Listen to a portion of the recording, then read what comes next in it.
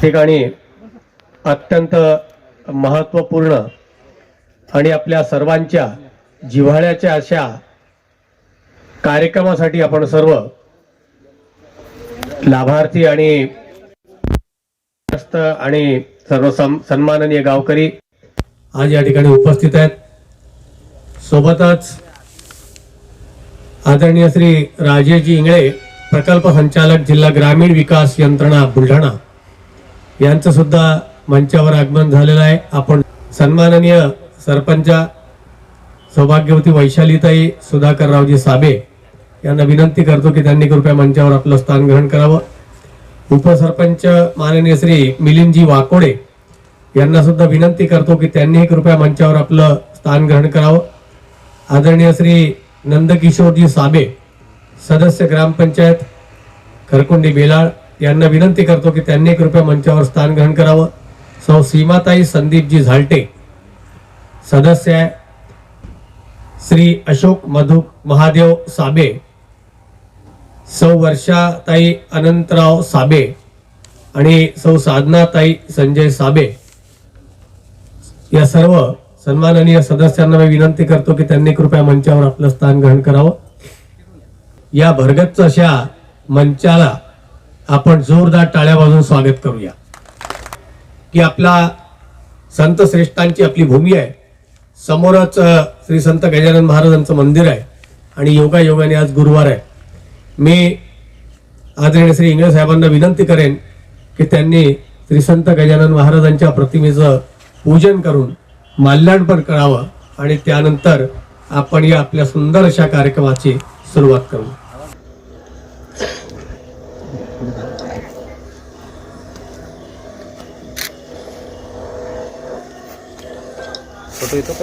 श्री संत गजानन महाराज की, माता पिंगळेश्वरी देवी की। यानंतर मुख्य रस्त्यालगतच या नवीन गावठाणाच्या नवनिर्मित नवीन गावामध्ये आपण सर्व वसणार आहोत आणि त्यानंतर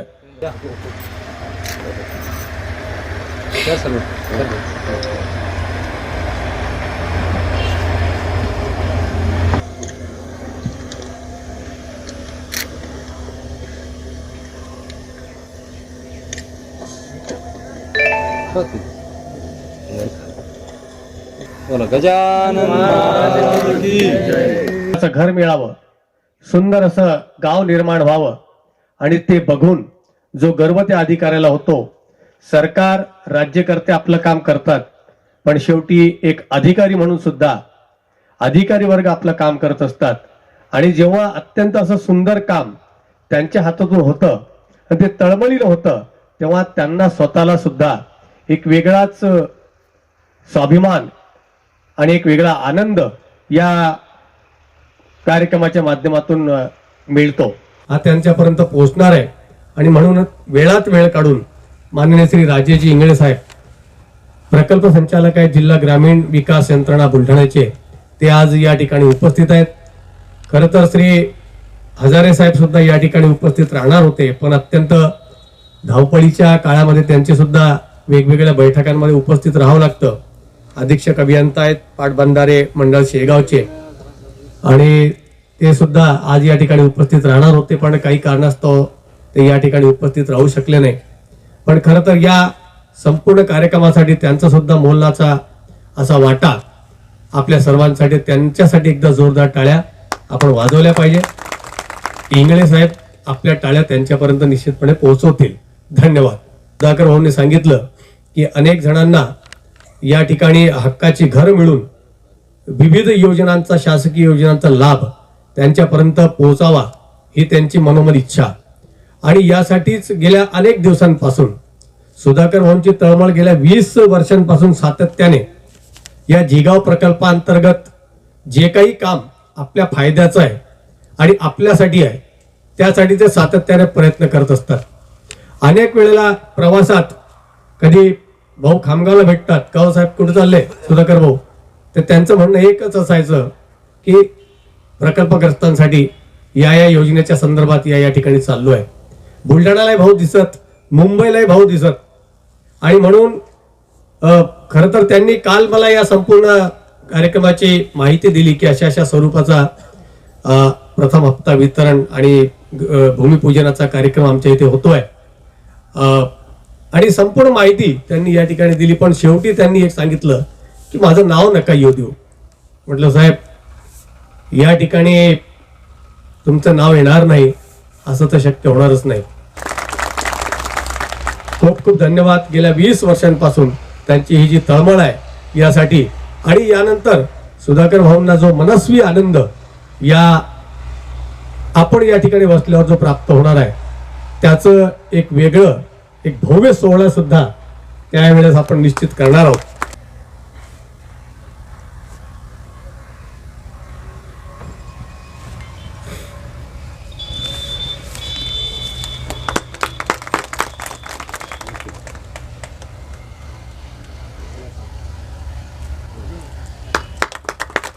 खूप खूप धन्यवाद. कार्यक्रमाच्या अध्यक्षा प्रथम नागरिक सौ वैशालीताई सुधाकरराव साले हे आहेत.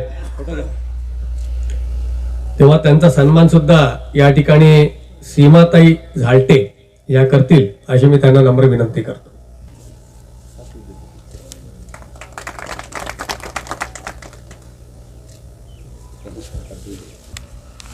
माता पिंगळेश्वरी देवीच्या नावानं हा परिसर मी सुरुवातीला सांगितलं तसं ओळखला जातो आणि म्हणून आज या गावच्या सरपंच सुद्धा एक मातृशक्ती आणि या मंचावर सुद्धा 2 मातृशक्ती या ठिकाणी उपस्थित आहेत. तेव्हा आपण त्यांचं सुद्धा जोरदार टाळ्या वाजून एकदा स्वागत करू.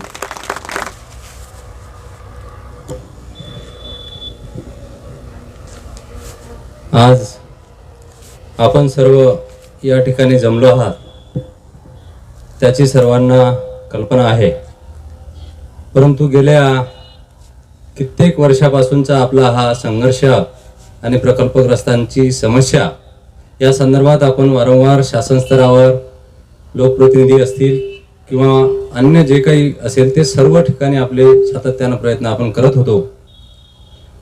परंतु एक दिवस जिल्हाधिकाऱ्यांकडे आमची बैठक होती आणि त्या बैठकीला इंगळे साहेब सुद्धा आलेले होते आणि त्यांनी त्या बैठकीला आमचा जो तळमळ होती हे त्यांनी त्या दिवशी त्या बैठकीमध्ये जाणून घेतली.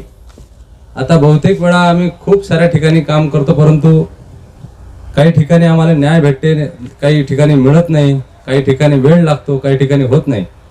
परंतु जेव्हा साहेबांच्या लक्षात आलं की हा प्रश्न खऱ्या अर्थानं हा माणूस एका व्यक्तीसाठी करत नाही आहे, हा संपूर्ण जेगाव प्रकल्पातल्या प्रकल्पग्रस्तांचा आणि 4 तालुक्याचा विषय आहे आणि या 4 तालुक्यामध्ये गेल्या 30-35 वर्षापासूनचा जो घरकुलाचा प्रलंबित प्रश्न होता हा प्रश्न काही मार्गी लागत नव्हता आणि त्या प्रश्नाला आपला साठी जे महत्वाची बाब होती, आपण मिलिंद भाऊ मला नेहमी म्हणत होते का भाऊ घर कधी होतात, घरी कधी होतात, परंतु ह्या तांत्रिक अडचणी ह्या त्यांनाही सांगता येत नव्हत्या आणि मलाही बोलता येत नव्हत्या. परंतु या संदर्भात आमची 2-4दा जिल्हाधिकाऱ्यांकडे बैठकही झाली आणि त्या बैठकीमध्ये कब्जा पावती भरल्याशिवाय आपण कुठल्याच प्रकारच्या घरकुलाला मान्यता देणार नाही अशा प्रकारची जिल्हाधिकाऱ्यांच्या सूचना होत्या आणि साहेबांनी ते प्रोसिडिंग सुद्धा पाहिलेलं असताना सुद्धा साहेबांनी या प्रश्नाला प्राधान्याने घेतलं आणि वारंवार 2-4दा त्यांनी तोंडी सूचना दिल्या संबंधित अधिकाऱ्यांना. परंतु कोणी काही या प्रश्नाला हात घालायला तयार नव्हतं, कारण आर्थिक दायित्वाचा विषय आहे, मालकीची प्रॉपर्टी पाहिजे, शासनाची कब्जा पावती बाकी आहे. अशा परिस्थितीमध्ये साहेबांनी अक्षरशः त्या दिवशी विशेष बाब म्हणून आदेश काढले आणि तात्काळ या घरकुला संदर्भातला निर्णय घ्या आणि यांना प्रथम हप्ता वितरित करा अशा प्रकारच्या सूचना दिल्या. मी खऱ्या अर्थानं माझ्या गावकऱ्यांच्या वतीनं, प्रकल्पग्रस्त जे लाभार्थी त्यांच्या वतीनं त्यांचे मनावे तेवढे आभार कमी आहेत. आज यासाठी ज्या प्रक्रिया होत्या याच्यासाठी आपल्या कार्यकारी अभियंता जे आहेत श्री श्रीरामजी हजारे साहेब यांनी सुद्धा आपल्याला तात्काळ या संदर्भात मतली NOC दिली आणि शिफारसही दिली की आमची कुठल्याही प्रकारची या नवीन गावठाणामध्ये जे घरकुल बांधायचं आहे त्याच्यासाठी हरकत राहणार नाही त्या अनुषंगानं आपण ही सर्व प्रक्रिया पार पाडत असताना ज्या अधिकाऱ्यांनी आपल्याला या संदर्भात सहकार्य केलं आणि 1 लाखाचं काय असो ना किंवा 1 कोटीचं काय असो ना, घर हे शेवटी महत्त्वाचं असतं.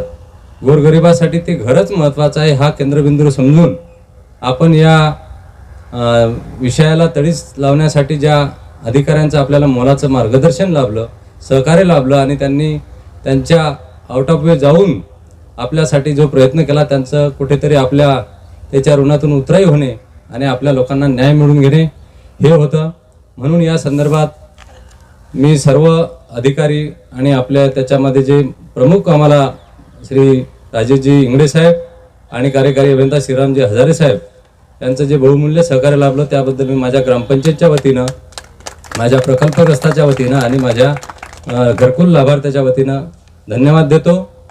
आणि या संदर्भामध्ये जो साहेबांनी खऱ्या अर्थानं आपल्याला न्याय दिला की ज्याच्या नावानं प्लॉट आहे त्याला आपल्याला घर देता आलं पाहिजे, तो निर्णय आज साहेबांनी मार्गी लावला. आज त्याच्यापैकी 24 लोकांचे प्रथम हप्तेसुद्धा वितरित झालेले आहेत. त्याच्यामध्ये पलसोडा असेल, पातोंडा असेल, बेलाड असेल, खरकुंडी असेल, या गावचे सर्व लोकांचे हप्ते साहेबांनी तात्काळ आदेश काढून त्यांच्या खात्यात सुद्धा जमा झाल्यात. काही लोकांचे मेसेजसुद्धा असतील. आणि अशा परिस्थितीमध्ये या ठिकाणी जेव्हा घरकुल सुरू करायचं आहे अशा वेळेस त्यांच्या शुभ हस्ते आपलं भूमिपूजन व्हावं हे आमची मनोमनी इच्छा होती. आणि आज त्यांचा इतका व्यस्ततेचा विषय असून सकाळी 10 वाजतापासून साहेब मीटिंगमध्ये आहेत आणि 2:30 वाजता साहेब आपल्या DPDC हॉलच्या बाहेर पडले. तिथूनच फोन केला की आता काय करायचं म्हणून साहेबांनी तात्काळ तिथून जसे आहेत तसेच साहेब इथे निघून आले. मी खऱ्या अर्थानं पुनश्च त्यांचं धन्यवाद करेल. आणि आपल्या या लोकांच्या बाबतीमध्ये काही थोड्याशा आता काय देणाऱ्यानं देत राहावे आणि घेणाऱ्यानं त्याचे हात घ्यावे अशा प्रकारची आमची अवस्था आहे. म्हणून आज ज्यांच्याकडे प्लॉट आहे त्याचे साहेब आपले प्रश्न मार्गी लागलेले आहेत. त्यांचे प्रथम हप्तेसुद्धा आपल्या आदेशाने वितरित झाले. परंतु आता बरेच असे काही प्रश्न आहे की काही प्लॉट वडिलाच्या नावानं आहे, मुलाच्या नावानं घरकुल आलं, काही ठिकाणी पत्नीच्या नाव आहे, पती मयत आहे, अशा काही ज्या बाकी गोष्टी आहेत याच्यासाठी सुद्धा आपलं निश्चितच सहकार्य लाभणार आहे. परंतु आपल्या माहितीसाठी हे काही विषय आपल्या समोर ठेवणं आवश्यक वाटतात. म्हणून आपल्याला ती सुद्धा आम्ही या निमित्तानं विनंती करणार आहे की त्या संदर्भातही आपल्या स्तरावरून काही कार्यवाही झाली तर त्या लोकांना सुद्धा आपल्याला ते घरं देणं सोयीचं होईल.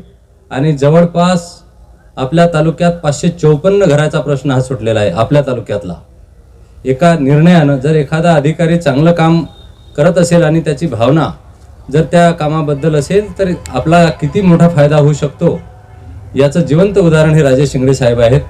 मी खऱ्या अर्थानं प्रकल्पग्रस्तांच्या वतीनं पुन्हा त्यांचं धन्यवाद करणार आहे. आणि प्रास्ताविकात खूप बोलायचं आहे परंतु आता अशी वेळ खूप झालेला आहे. अजून आपल्याला भूमिपूजन पण करायचं आहे. आणि शेवटी हे करण्यामागचा उद्देश असा आहे, कधी कधी लोकांनाही वाटत असेल की बा एवढं का होते, बा एवढं का करतो, बा काय गरज आहे. परंतु मला स्वतःला कधी कधी असं वाटतं की जे मायात आहे ते कदाचित कोणात येणार नाही.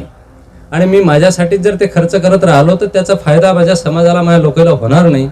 म्हणून मी त्या पद्धतीनं करतो. जसं तुकाराम महाराजांनी म्हटलेलं आहे, बुडविती जनन देखी तसे डोळा म्हणून कळवळा येत असे. या उक्तीप्रमाणे मी माझं प्रामाणिकपणे काम करत असतो. आणि त्याचाच एक परिपाक म्हणून सर्व अधिकाऱ्यांच्या सहकार्यानं आपल्याला या ठिकाणी त्याचा फायदा झाला. आणि यापुढेही साहेबांचं आपल्याला मार्गदर्शन सहकार्य लाभणार आहे. कारण हा विषय आता प्राथमिक टप्प्यात आहे. याच्यानंतरही खूप साऱ्या प्रक्रिया आहेत. याच्यानंतरही काही आता उद्दिष्ट जे येतात आपल्या गावाला फार मोजके येतात, प्रतीक्षा यादी खूप मोठी असते. तर याच्यामध्ये साहेबांनी आपल्याला जर हे मागचे टार्गेट जरी आपल्याला देऊ शकले, जे ऑलरेडी गेलेले आहेत, गेल्या 20, 25, 30 वर्षापासून आमच्या इथे घरकुलच झाले नाही, तर ते उद्दिष्ट जर आपल्याला काही देता आलं तर साहेब आपल्या भाषणामध्ये त्या संदर्भात उहापोह करतीलच अशी आशा करतो. आणि माझं प्रास्ताविक संपवतो. धन्यवाद. हे संपूर्ण तांत्रिक बाबी समजून मला सांगता आलं नसतं. खऱ्या अर्थानं जो माणूस गेल्या 20 वर्षापासून सतत या कार्याच्या मागे आहे त्यांनी संपूर्ण गोषवारा या ठिकाणी आपल्या समोरही कथन केलं आणि साहेबांसमोरही कथन केलं. शेवटी मानवीय स्वभाव आहे. आतापर्यंत जी उपलब्धी आहे, आतापर्यंत जे मिळालं ते माननीय अधिकारी वर्गांनी तळमळीनं ते आपल्याला दिलं आहे. पण यापुढे सुद्धा जे काही आणखीन मागायचंय ते सुधाकर भाऊंनी या ठिकाणी एक स्वभाव, मानवी स्वभाव असतो की हे झालं पण हे सुद्धा आपल्याकडून व्हावं. आणि शेवटी त्यांच्या आवाक्यात जर आहे तर ते निश्चितपणे इंगळे साहेब या ठिकाणी तशा घोषणा करतील आणि तसं त्याचा पाठपुरावा सुद्धा ते करतील. पण एकूण अधिकारी वर्ग म्हटला म्हणजे काही वर्षांचं त्यांची सर्व्हिस, नोकरी झाल्यानंतर ते निवृत्त होतील आणि खरोखरच कधी काळी या रस्त्यानं ते जर आले तर निश्चितपणे हे गाव, या ठिकाणची जी वास्तू, हे प्रत्येक घर पाहून त्यांना जो मनस्वी म्हणजे अभिमान वाटेल की माझ्या कार्यकर्त्यामुळे या लोकांना एक चांगलं गाव या ठिकाणी निर्माण करता आलं. आणि खरोखरच स्मार्ट सिटी होऊ शकते तर स्मार्ट विलेज का होऊ शकत नाही. येणाऱ्या काळामध्ये एक सुंदर आणि स्वच्छ असं स्मार्ट विलेज या ठिकाणी निश्चितपणे निर्माण होणार आहे. तेव्हा आपण अशी अपेक्षा करूया की या कार्यक्रमाच्या निमित्ताने सुद्धा आपल्या सर्वांना इत्तमभूत माहिती या ठिकाणी सुधाकरांनी दिली. आपण यानंतर काही लाभार्थ्यांना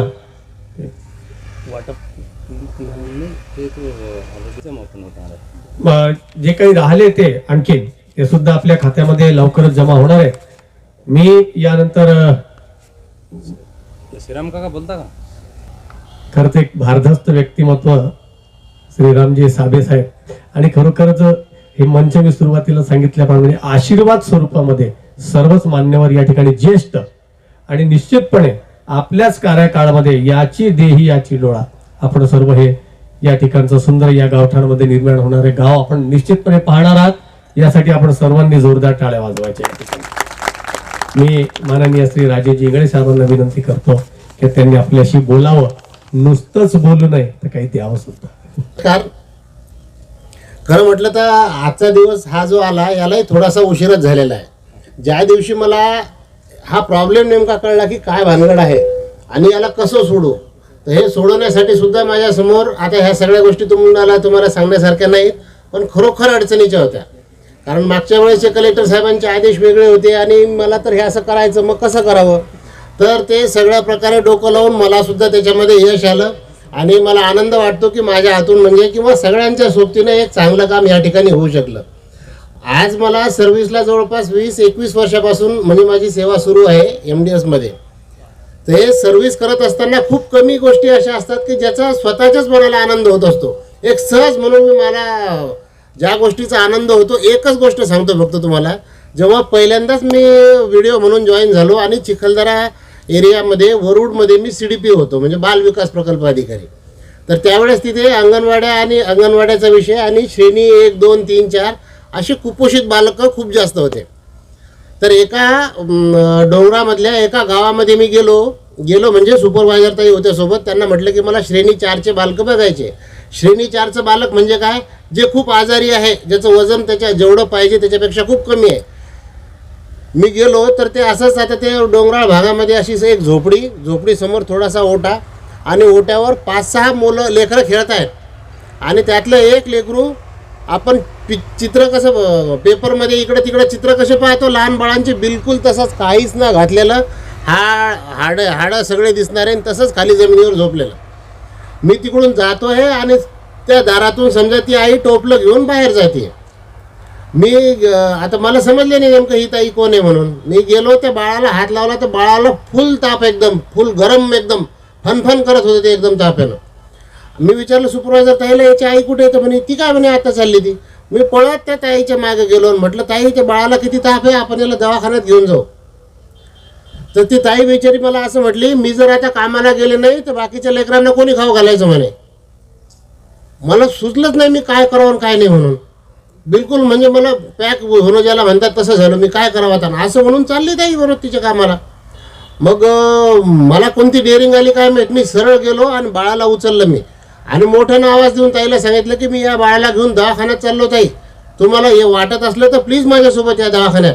असं म्हणून मी गाडीमध्ये बसलो, सुपरवायझर ताईलाही बसलो. कसं त्या बाळाला घेतलं माझं मला माहीत. त्यावेळेस जशी गाडी निघाली तर मग त्या ताईला काय वाटलं काय माहीत, गाडी थोडी पुढं गेल्यावर त्यांनी मला हात दिला की थांबा म्हणून. आम्ही थांबलो. त्या बाळाला घेऊन आम्ही तालुक्याची जी PHC होती त्या PHCला दाखवलं.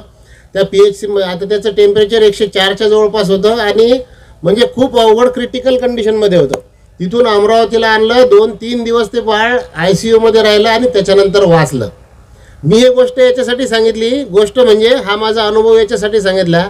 याचं काही माझं कोणी नाव घेत नाही, पण जेव्हाही रात्री मी माझा झोपतो तर माझ्या मनाला जो आनंद होतो या गोष्टीचा की मी कोणतं तरी चांगलं काम माझ्या हातून झालं, तो जो आनंद आहे तो माझा मलाच आहे आणि त्याच्यापेक्षा त्या आनंदापेक्षा दुसरा कोणताच मोठा आनंद नाही.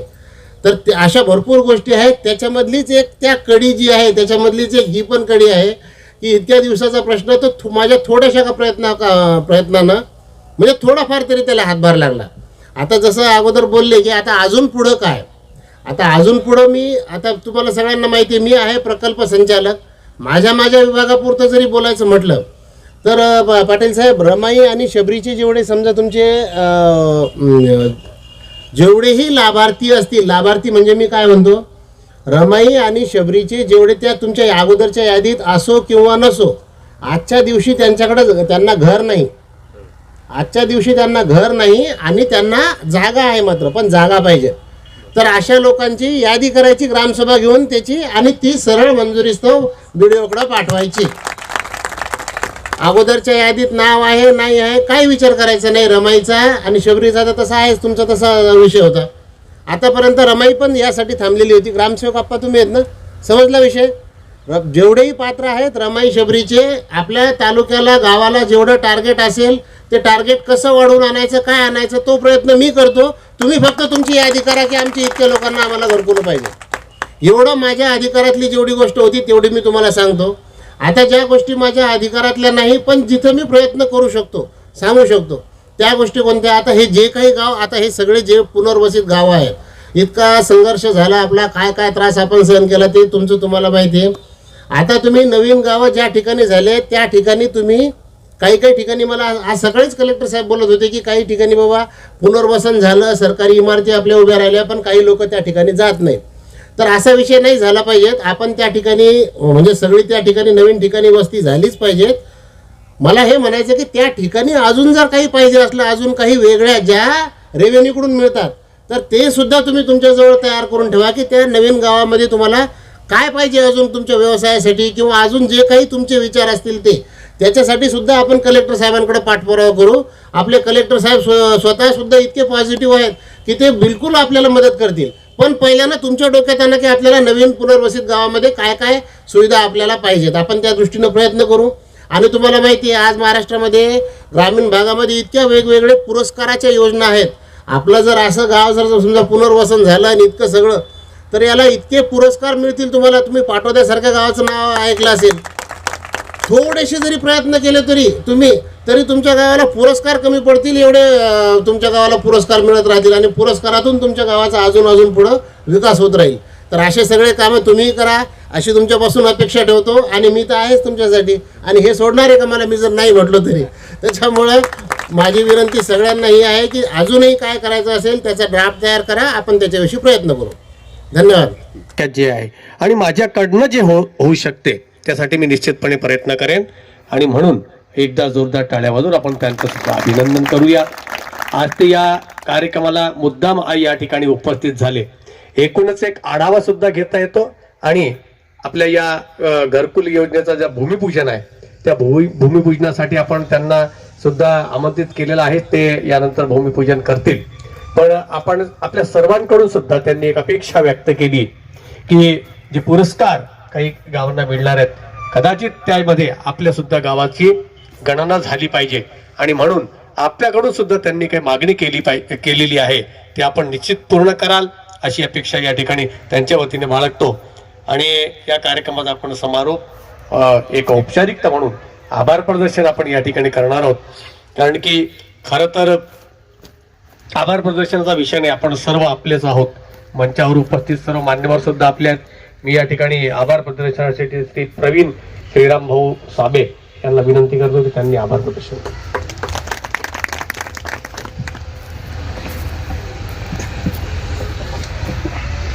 आजच्या या कार्यक्रमानिमित्त घरकुल बांधकाम भूमिपूजन तसेच प्रथम हप्ता वितरण कार्यक्रमाकरिता उपस्थित प्रकल्प संचालक माननीय श्री राजेशजी इंगळे साहेब हे उपस्थित राहिल्याबद्दल सरपंच, उपसरपंच, सदस्य तसेच सर्व गावकऱ्यांच्या वतीनं मी त्यांचा आभार मानतो. त्याचबरोबर संपादक जगदीश न्यूज चॅनलचे जगदीश भाऊ आगरकर हे सुद्धा या ठिकाणी उपस्थित राहिले, त्यांचे सुद्धा मी आभार मानतो. आणि अतिशय सुंदर ज्यांनी सूत्रसंचालन केलं असे महेशजी पांडे यांचे सुद्धा मी आभार मानतो. आणि यानंतर भूमिपूजन कार्यक्रम होणार आहे, त्या ठिकाणी सर्व मंचावरील मान्यवर तसेच आपण सर्वांनी भूमिपूजनासाठी यावं अशी विनंती करतो. आणि त्यानंतर अध्यक्षाच्या वतीनं कार्यक्रम संपला असे जाहीर करतो. वितरण केलं आणि त्या वितरणाच्या नंतर असे गेट असेल, बस स्टॉप असेल,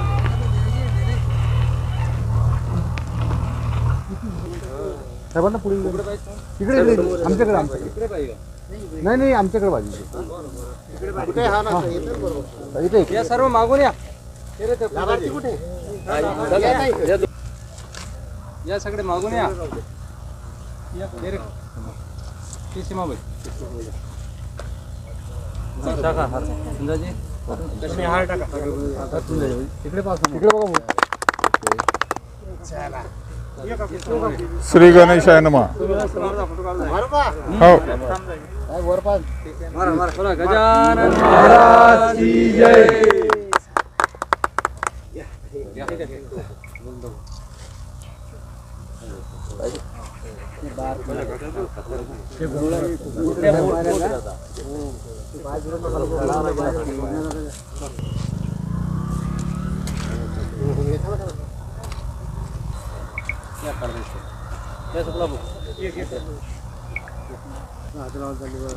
समोर बघा, इकडे बघा ताई.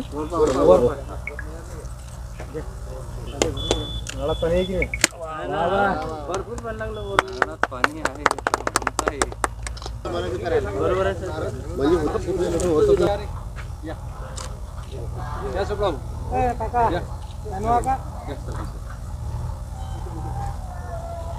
तुमच्या नावाने ना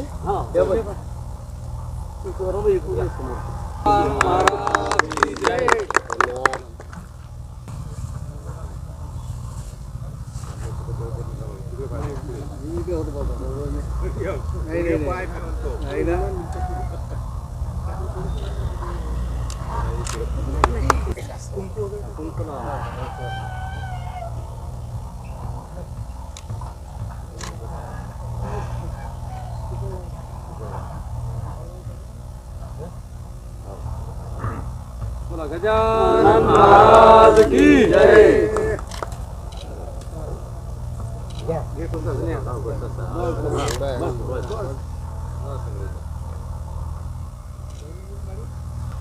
श्री माता की जय.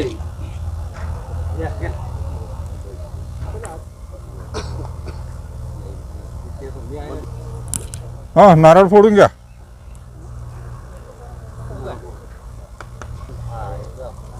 कदही बी लावून टाका सुद्धा भाऊ.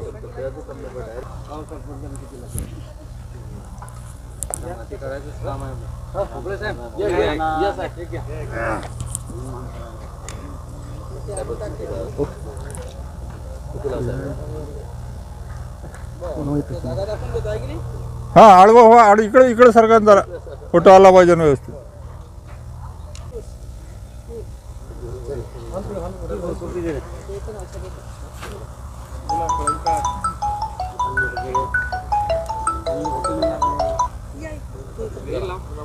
हा बोला.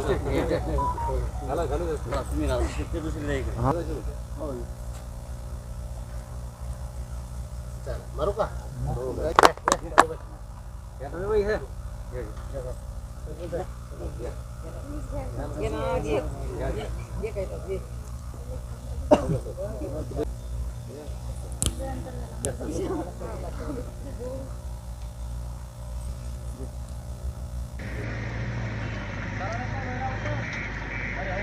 महिला मंडळ तुला फक्त साहेबाची बाईट घेता नाही काय ठीक आहे त्याच्यात आलं तर ते भाषण हो ना, हा त्यातच आला.